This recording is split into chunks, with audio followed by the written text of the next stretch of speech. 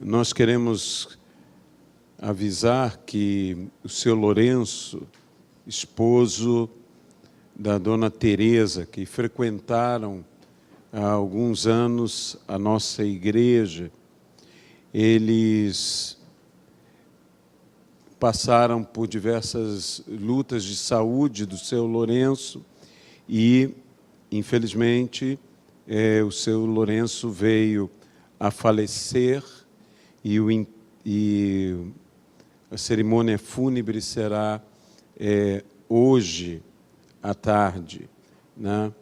Onde lá no Caju, no cemitério do Caju. Então, que você esteja orando por essa família, que esteja pedindo as misericórdias do Senhor e a consolação do Senhor sobre esta casa enlutada. Amém. Nós temos orado todos os meses por uma diferente nação, por um diferente Estado brasileiro e temos orado por Israel. Nesse mês, nós estamos orando pelo Brasil, que está com um novo governo, com muitos desafios, e que o Senhor possa abençoar a nossa nação. Estamos orando pelo Distrito Federal, sede do governo brasileiro, e estamos orando, como todos os meses, por Israel. Senhor nosso Deus, nós colocamos o Brasil, o destino da nossa nação e os que governam a nossa nação. Os homens podem fazer planos, mas nós sabemos que a resposta vem do Senhor. Então, que o Senhor abençoe a nação brasileira.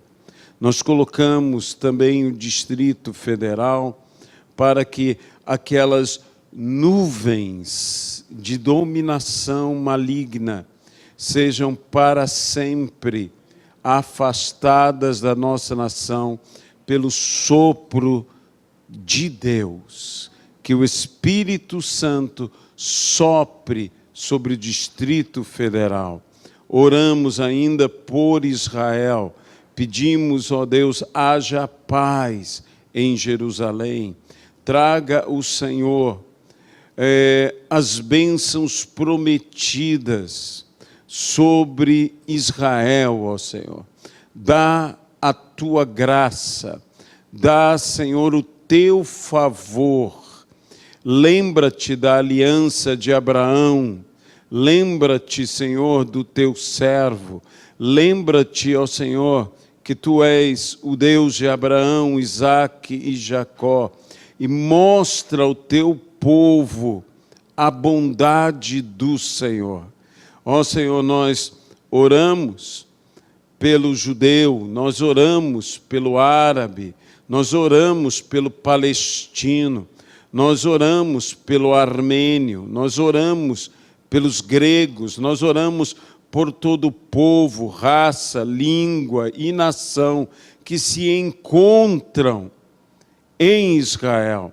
Te pedimos que a venda dos olhos seja removida, que a escama caia e que a revelação alcance, para que eles realmente reconheçam que Jesus Cristo é Senhor e Salvador, é o Messias e é Deus. É o que nós oramos, no nome de Jesus Cristo. Amém, Pai, e amém, Jesus. Eu vou convidar você, por favor, a abrir a sua Bíblia na primeira epístola do apóstolo Paulo a Timóteo. Primeira epístola de Paulo a Timóteo, no capítulo de número 1,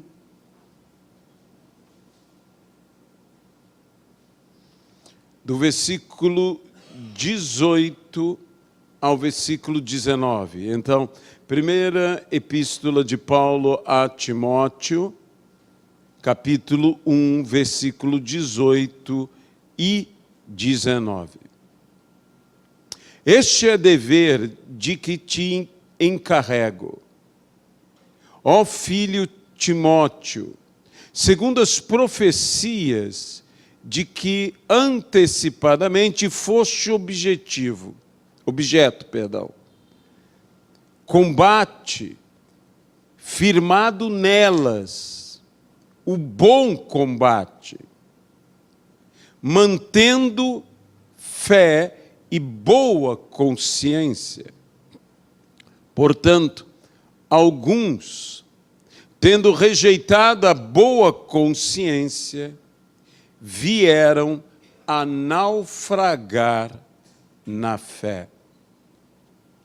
Senhor nosso Deus, nós te pedimos que o Senhor possa falar aos nossos entendimentos e aos nossos corações. Ajuda-nos aqui, Senhor, para que possamos realmente vivermos a plenitude da fé com a boa consciência. É o que nós te pedimos, ó Senhor, obtendo as promessas de Deus por meio da fé com paciência. No nome de Jesus Cristo. Amém e amém. O apóstolo Paulo usa um termo extraordinário falando sobre um naufrágio, o naufrágio da fé. A fé é dom de Deus, mas viver a fé e manter a fé, como Paulo aqui mesmo diz, mantendo a fé, é algo que é um combate. A vida cristã é um combate. O apóstolo Paulo mesmo, que aqui fala deste bom combate, irá dizer na segunda epístola de Paulo a Timóteo que ele mesmo combateu o bom combate e guardou a fé. Como ele diz aqui, mantendo a fé e a boa consciência. Mantendo a fé e a boa consciência. E nisto, combatendo o bom combate.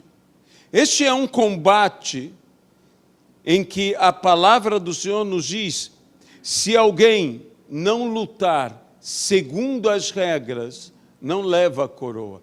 Esse não é um combate que é um vale-tudo, em que você pode combater de qualquer forma. Este é um combate onde você tem que combater de forma digna.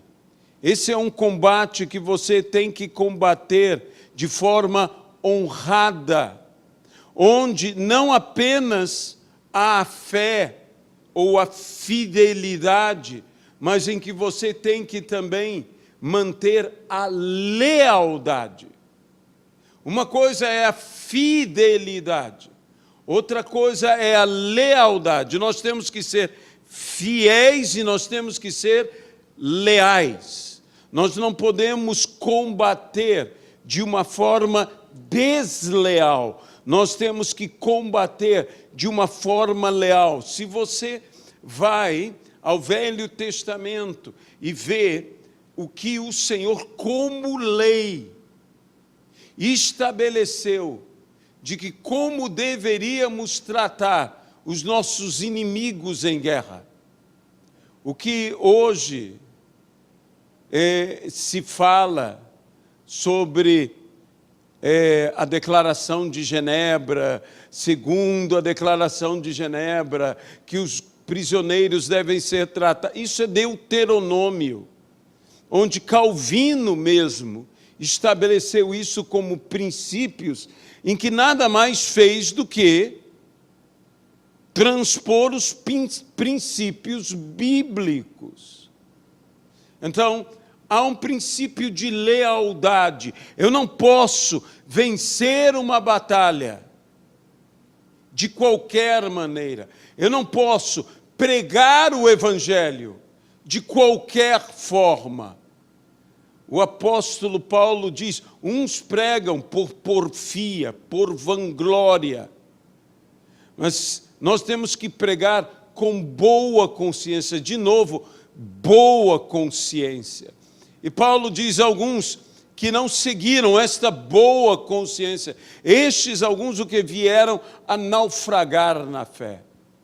A fé pode ser abalada, a fé pode ser atacada, a fé pode ser perdida, a fé pode ser até mesmo deturpada. Existem inimigos da fé.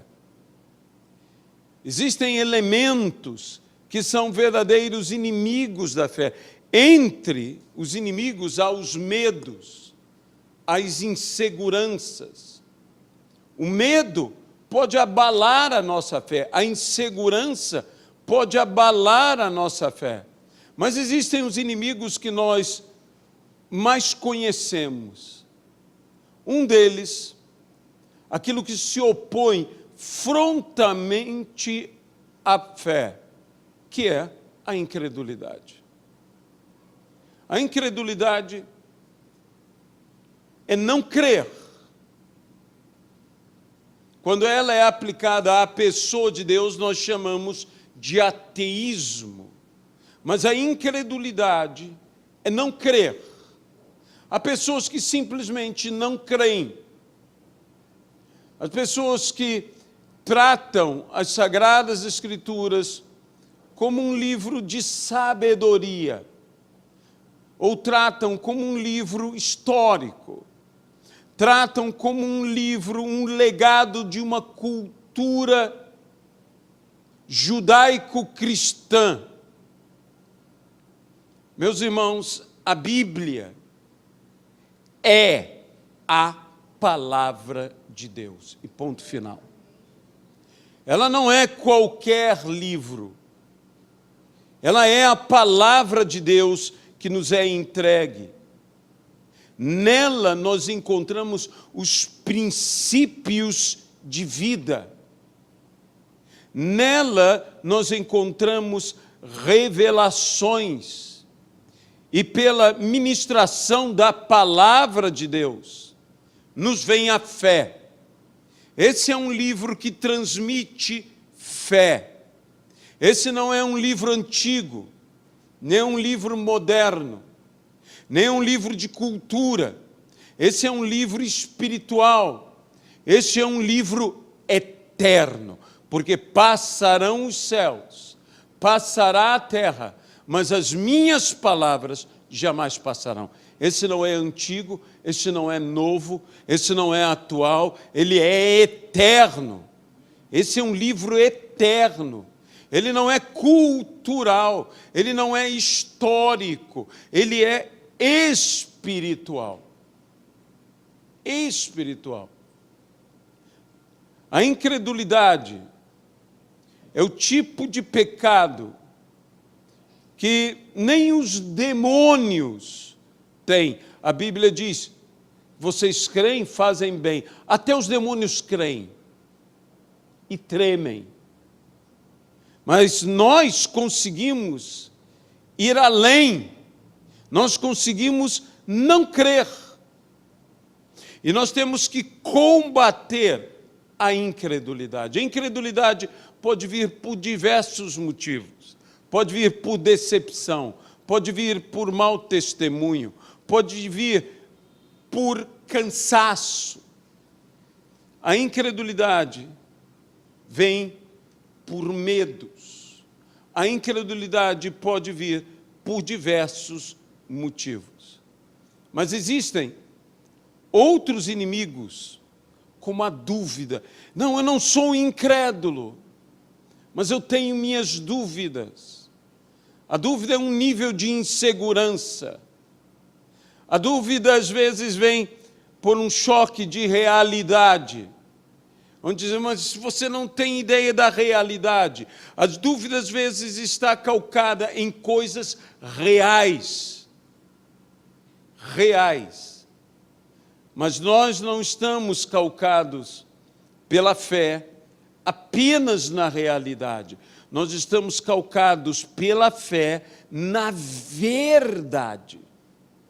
E nem tudo que é real necessariamente tem que se tornar verdadeiro.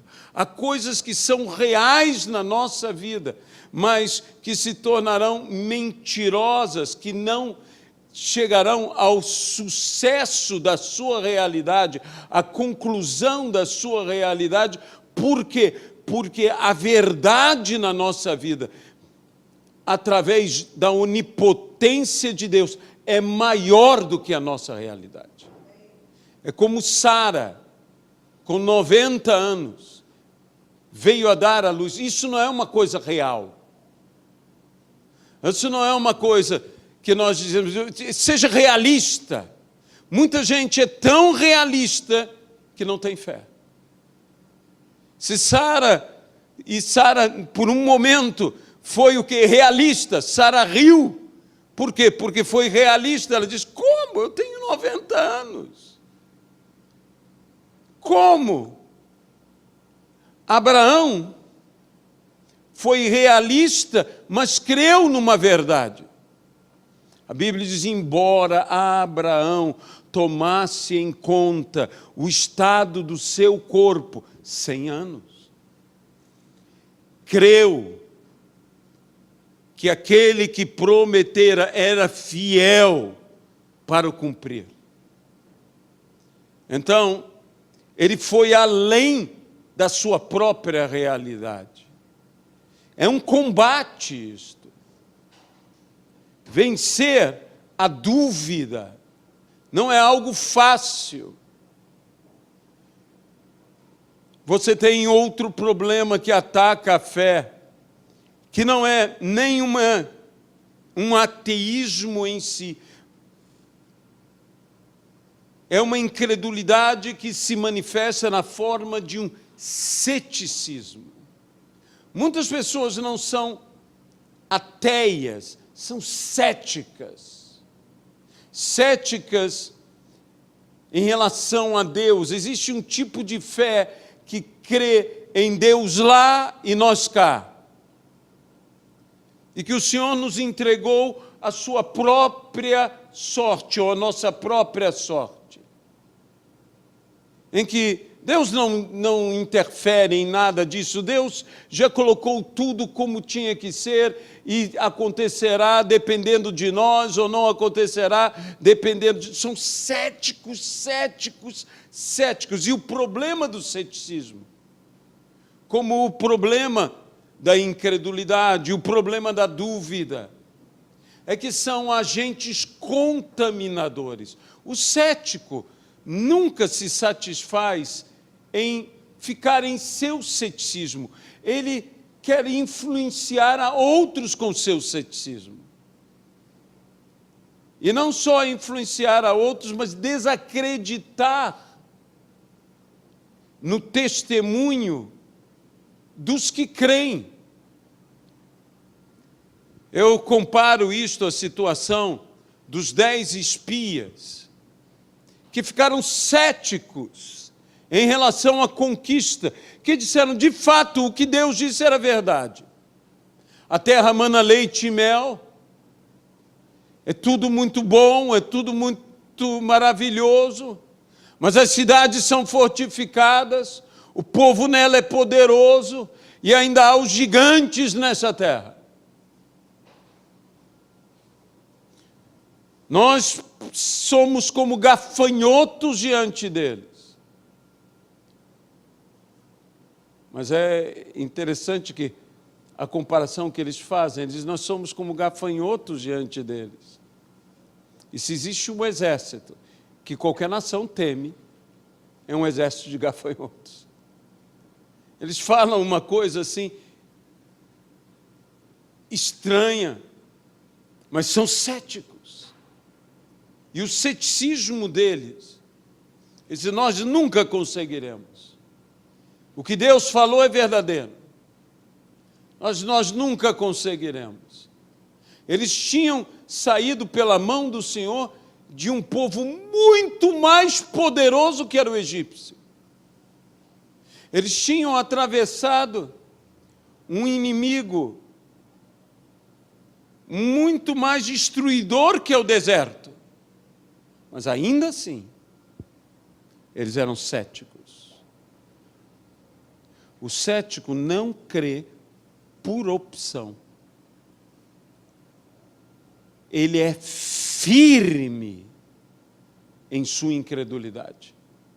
Ele é cheio de certezas em suas dúvidas. Então, ele influencia, ele afeta, e foi o que aconteceu em Israel. Perceba que o povo de Deus cometeu muitos erros, saindo do Egito e caminhando pelo deserto. Entre eles, um que nos chama muito a atenção, que é o bezerro de ouro. Mas o bezerro de ouro, por mais idolatria que fosse, Deus não disse que eles não entrariam para possuir a terra prometida.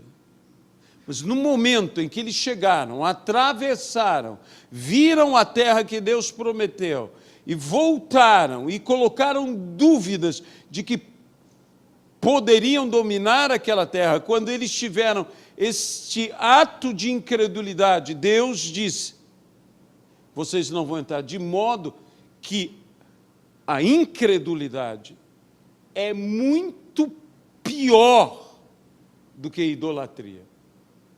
É muito pior para quê? Para que conquistemos as promessas que Deus nos tem feito. Existe ainda outros ataques. Nesse naufrágio, há várias ondas. A onda da incredulidade em si, a onda dos medos, das inseguranças, a onda da dúvida, a onda do ceticismo e a onda da timidez.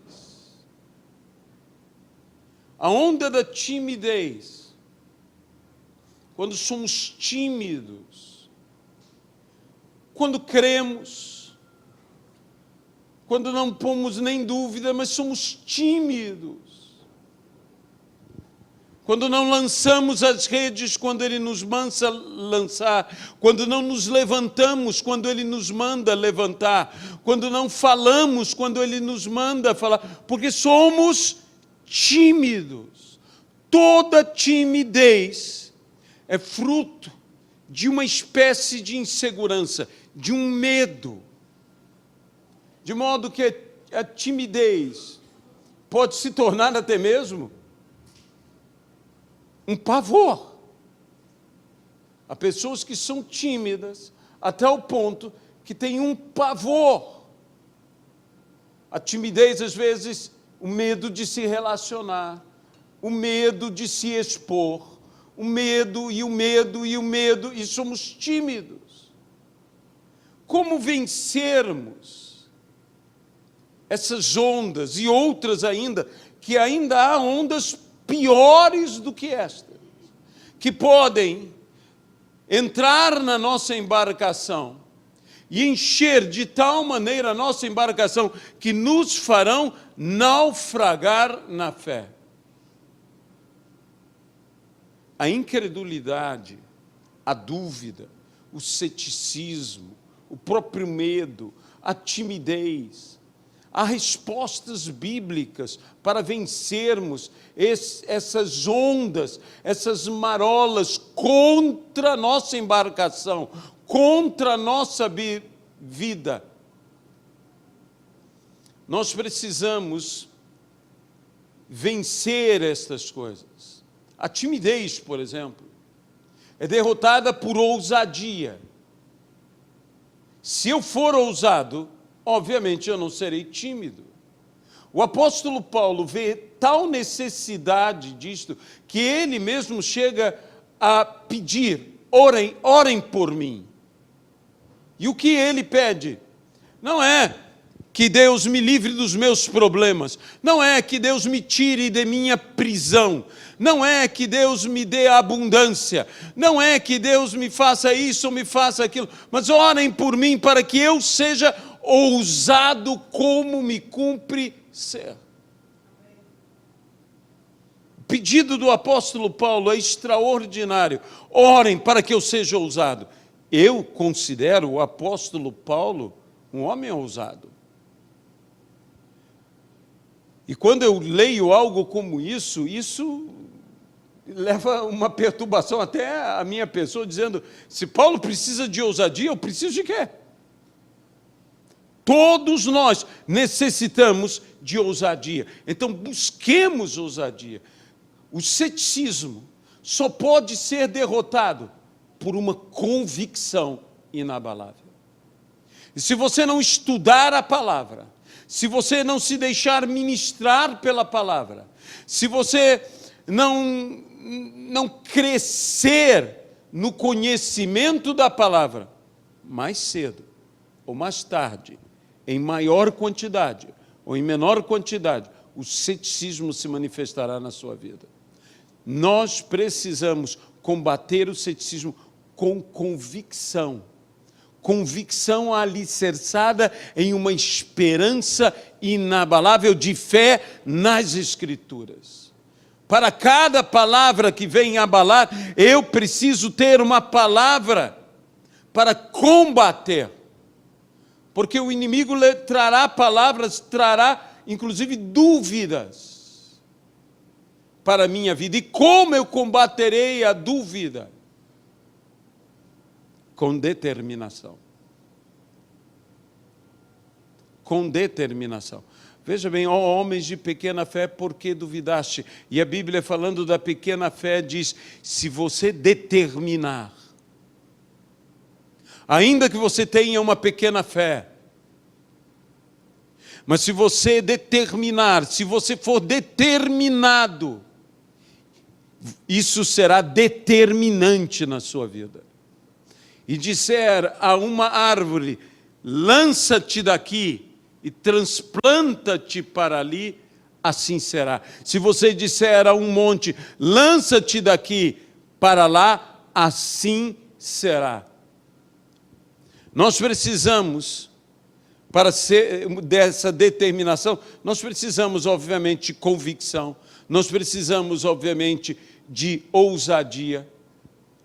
Porque essas coisas, essas ondas contrárias, este vento contrário, é como todos os ventos. O vento é uma continuidade, as ondas vêm numa continuidade. Não pense que vem uma onda contra você e depois não verá outra, virá outra onda.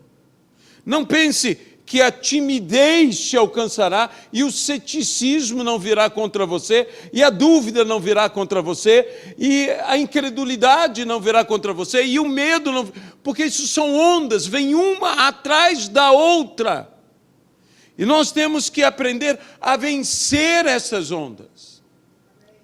E assim, da mesma maneira, a ousadia, a convicção, a determinação, tudo isso trabalha junto. Tudo isso combate junto. Isto é o bom combate. Isto é o vento favorável do Senhor, que vencerá qualquer correnteza, que vencerá qualquer onda, que vencerá qualquer tempestade em nossas vidas. A incredulidade é vencida, acima de tudo, pelo amor. Porque, meus irmãos, o amor tudo crê, tudo espera, tudo suporta e jamais acaba. O amor tudo crê. E se às vezes nós estamos pedindo: dá-me mais fé, dá-me mais fé, dá-me mais fé, talvez nós devêssemos orar: Senhor, encha-me mais de amor. Encha-me com o teu amor. Quero sentir o teu amor. Quero viver o teu amor. Quero transbordar em teu amor. Quero ter esse amor que tudo crê, que tudo espera, que tudo suporta, que jamais acaba. E eu não serei vencido por estas ondas que desejam derrubar a minha vida. Mas talvez, e eu creio, que o pior ataque contra a fé seja uma fé equivocada. Uma fé que eu chamaria de uma falsa fé. O nosso grande problema é que às vezes temos uma fé, e há uma fé sendo pregada, que não é uma fé verdadeira. É o que o apóstolo Paulo disse: se alguém chegar com um evangelho diferente do que esse, ainda que seja um anjo de luz, ainda que seja eu mesmo, seja anátema, não seja aceito. Um outro evangelho. E um outro evangelho produz uma outra fé. E a única maneira de se combater essa outra fé é com uma verdadeira fé, é estarmos firmemente alicerçados, eu volto a dizer, na palavra. Mas esse firme alicerce na palavra é muito mais do que conhecimento. O firme alicerce na palavra é, na realidade, vida. Conhecer não é um conhecimento intelectual. Conhecer é um conhecimento de prática. Por isto é que Paulo fala da boa consciência. O que nós poderíamos chamar, em nada me acusa a consciência, outra palavra do apóstolo Paulo, de uma vida conforme a palavra. Paulo disse: eu reduzi o meu corpo ao pó, para que, tendo pregado o evangelho, não venha eu mesmo a ser desqualificado. O problema de quando eu sou desqualificado é que eu desqualifico o que eu preguei. Certo pregador disse, tendo ele caído em pecado, disse uma verdade: por eu ter errado, por eu ter pecado, isso não quer dizer que o que eu disse antes de errar, antes de pecar, tenha sido mentira, não seja válido. Meus irmãos, embora isso seja uma verdade, a verdade continua verdade. Infelizmente, quando nós pregamos o evangelho e nós nos tornamos desqualificados, nós desqualificamos o que nós falamos.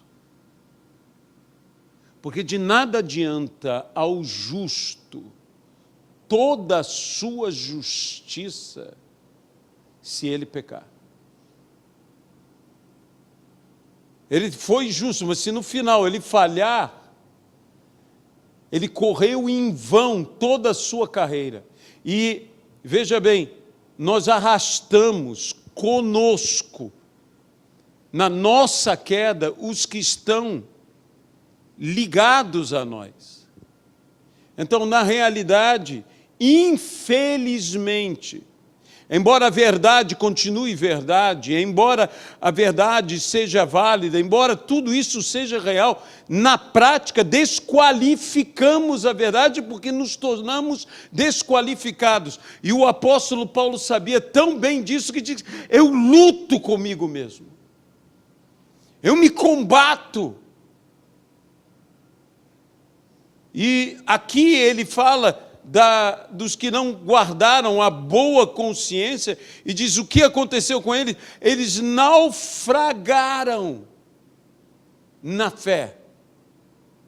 E o problema de um naufrágio é que leva muita gente junta.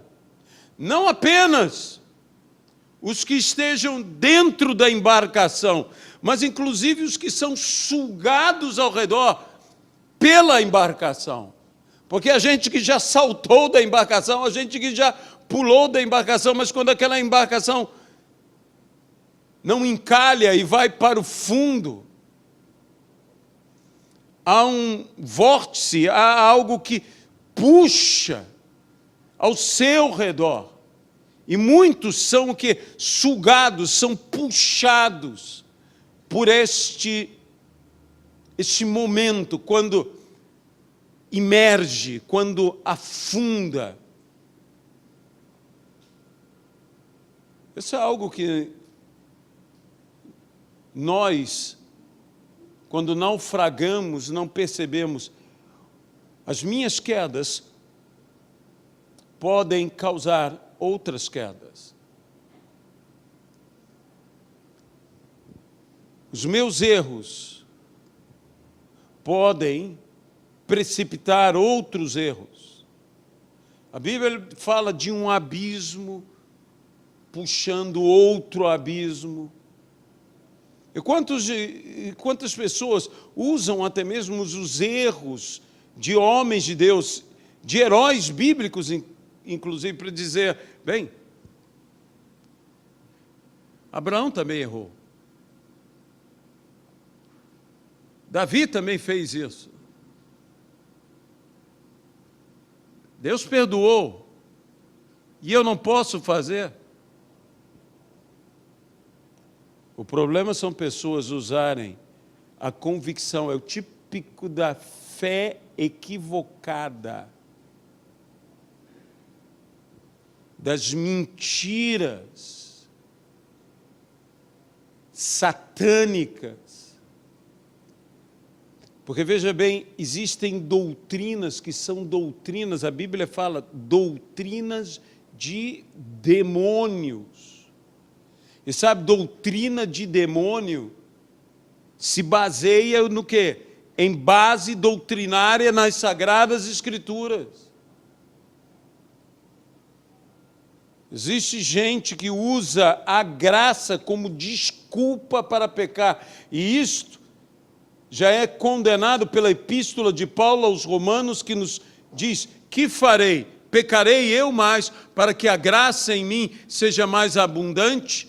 E para que não haja resposta equivocada, o próprio Espírito, pelo apóstolo Paulo, inspirando o apóstolo, responde: de forma alguma. De forma alguma. Não posso me basear nisso para pecar. Uma falsa fé. Uma fé que não está baseada numa boa consciência. Existe um texto nas Sagradas Escrituras que eu gosto muito, que é de Eclesiastes, que diz: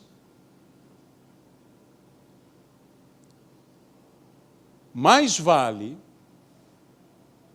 o bom nome do que o unguento precioso. Por unguento precioso, você pode também ter a tradução, sem erro, unção preciosa. Mais vale o bom nome do que a unção preciosa, do que o unguento precioso. Em outras palavras, caráter é mais importante importante que unção. Muitos em meu nome virão e jamais me conheceram. A Bíblia diz, mas em teu nome nós não expulsamos demônios. Mas em teu nome nós não profetizamos. Mas em teu nome nós não curamos. Veja bem, fizeram milagres. Foram usados por Deus. Mas ouvirão, apartai-vos de mim, malditos, eu jamais vos conheci. Eu jamais vos conheci. Porque, meus irmãos, é muito mais importante o nosso caráter do que o poder. E eu não estou dizendo que poder não é importante.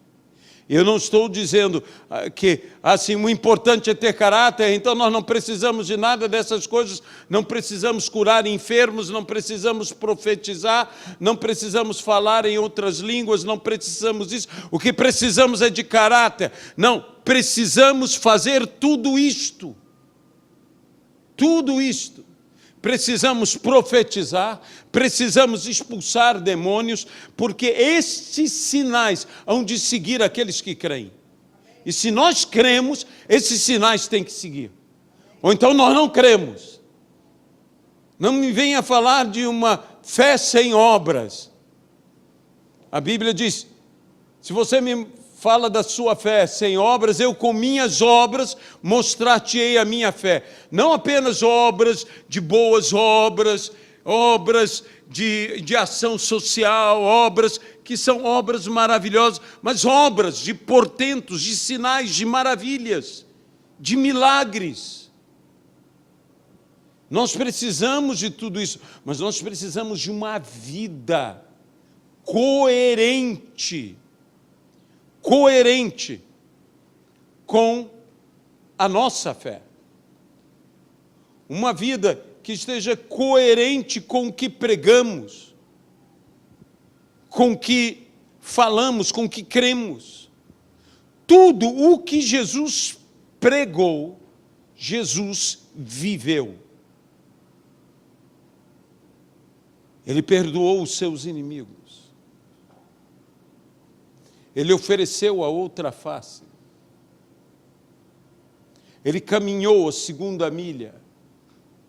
Ele deixou levar a túnica. Aliás, ele deixou levar tudo.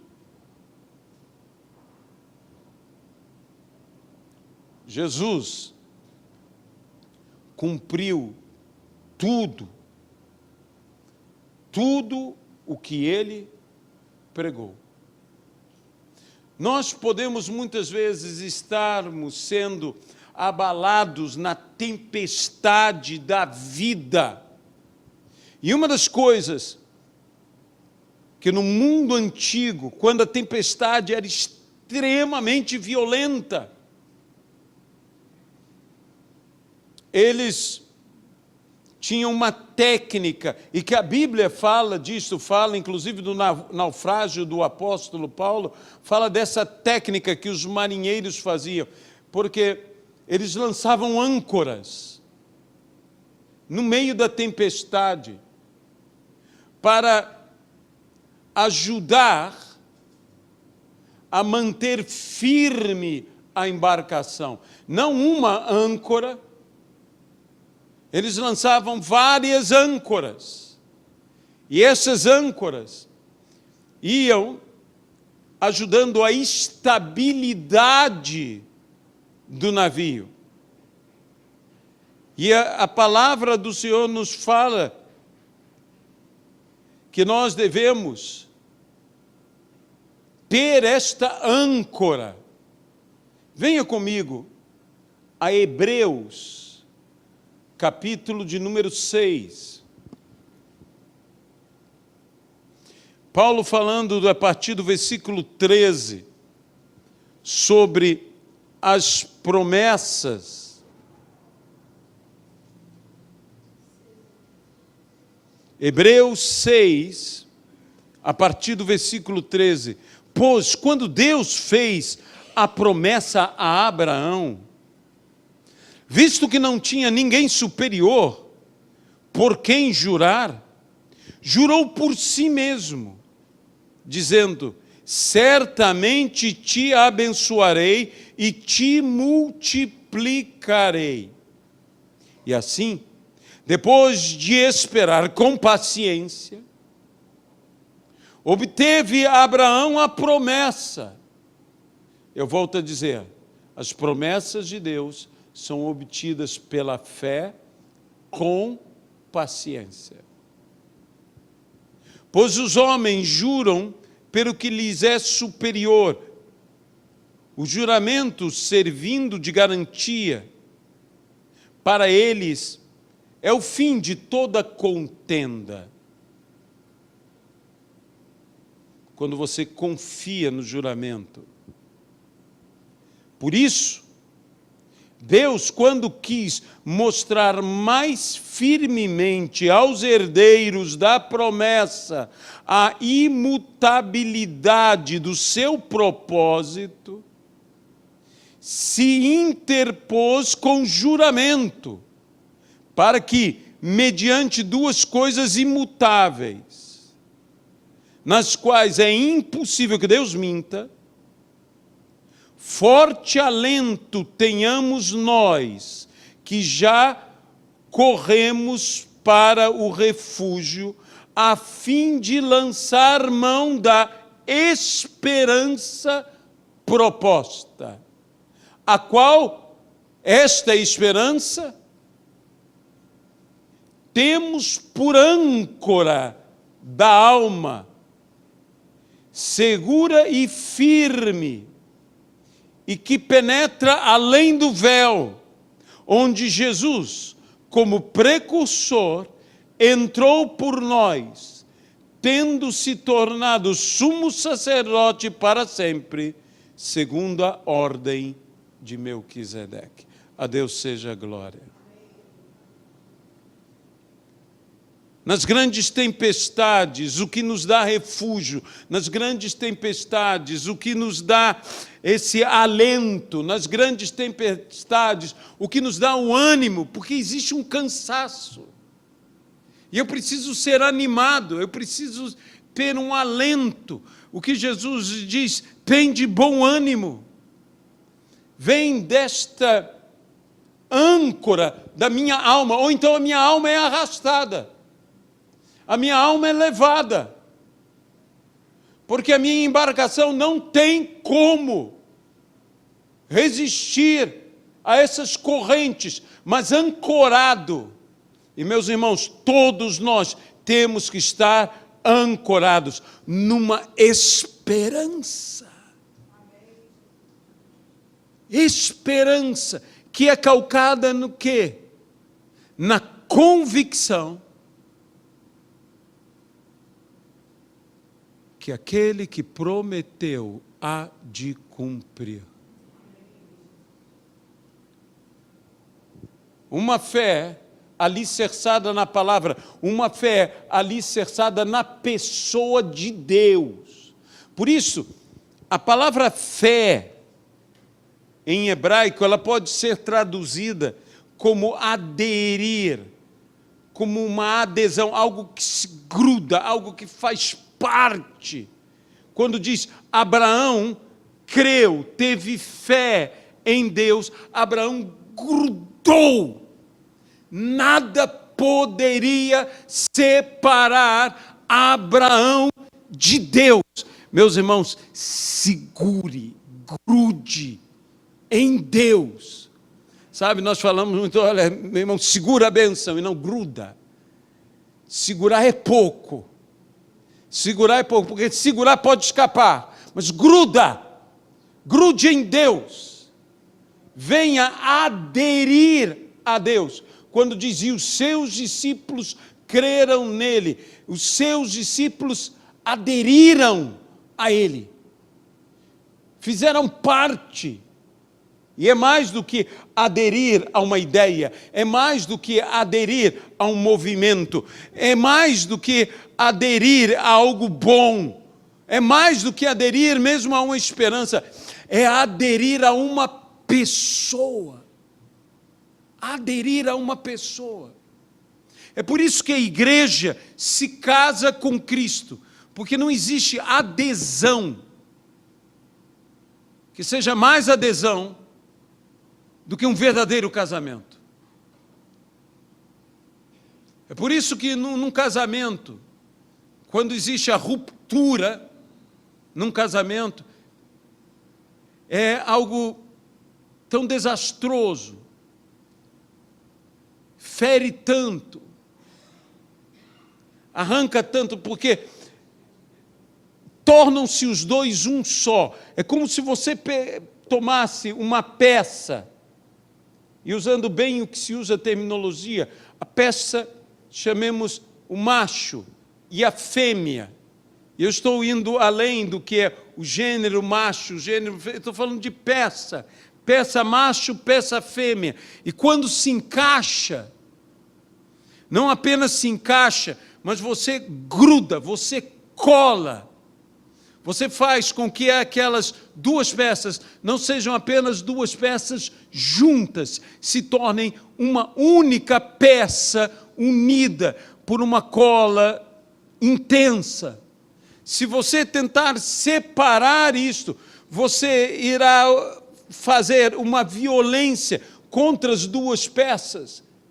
Ambas sofrerão, porque agora elas são uma só. Quando você adere ao Senhor em fé, acontece o que a Bíblia diz: aquele que se une ao Espírito, aquele que se une a Deus, é um só Espírito com Ele.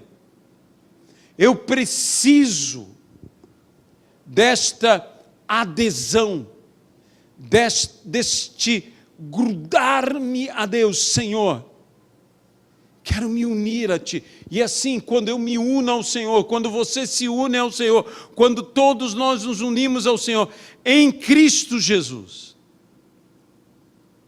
não somos muitos, somos um só. Somos um só, porque estamos todos no Senhor. Ele é o nó que nos une, Ele é a identidade que nos identifica. O Senhor Jesus, Ele é o caminho, Ele é a verdade, Ele é a vida. Ninguém vai ao Pai senão através dEle. E, portanto, nós precisamos, para combater, porque não tenha dúvida, a tua fé, a minha fé, ela será atacada. Mas nós temos uma âncora. A nossa alma não pode estar aí desancorada. Não pode ser levada pelas correntes, pelos fluxos. Nós temos uma âncora. Essa esperança inabalável. Nós diremos como o apóstolo Paulo disse: eu sei em quem tenho crido, em quem tenho depositado a minha fé, e Ele é fiel e justo para cumprir todas as suas promessas. Todas. Não a maioria, não as mais importantes, não a maior parte, não algumas, mas todas as suas promessas. Meus irmãos, vamos dar um bom testemunho neste mundo. Nada ganha almas igual a um bom testemunho. Vamos permitirmos-nos ser usados por Deus com ousadia. Se uma pessoa está do teu lado e essa pessoa necessita de algo, pergunte a ela: você me permite orar por você? Deus vai começar a te usar. Pessoas serão curadas, pessoas serão libertas, E no final, pessoas serão salvas. Que Deus possa nos ajudar para que nós também não naufraguemos na fé. Os que naufragaram na fé, não naufragaram tanto por causa de incredulidade, ou por dúvidas, ou por ceticismo, ou por timidez. Os que naufragaram na fé, não naufragaram por causa de medos. Os que naufragaram na fé, naufragaram por causa de mau testemunho. É o que está escrito aqui. Há muitas ondas que atacam a fé, mas há um buraco na embarcação que faz a embarcação naufragar. É o mau testemunho, é a má consciência. Guardemo-nos de um mau testemunho, combatendo o bom combate, com lealdade, com fidelidade, com integridade. Senhor nosso Deus, abençoa-nos e ajuda-nos. Aproveitamos esse momento para orar pelo lugar da igreja. Como igreja, nós te pedimos que o Senhor nos abra a porta de um novo lugar, para que, em tempo hábil e rápido, possamos nós, Senhor, dar início nesse novo lugar a uma continuidade da dispensação que o Senhor nos tem ordenado. Abençoa-nos aqui, Senhor. Senhor, ajuda acima de tudo pelo bom testemunho. Não nos deixe caminhar numa fé falsa de um outro evangelho, mas que tenhamos uma fé verdadeira e real, uma fé, Senhor, inabalável, da sã doutrina do verdadeiro evangelho de Jesus Cristo, nosso Senhor e Salvador. Livra-nos de naufragar, firma-nos na âncora da esperança, a âncora da nossa alma. Abençoa-nos aqui, ó Pai, com uma fé que perdura, uma fé que tenha paciência. No nome de Jesus Cristo.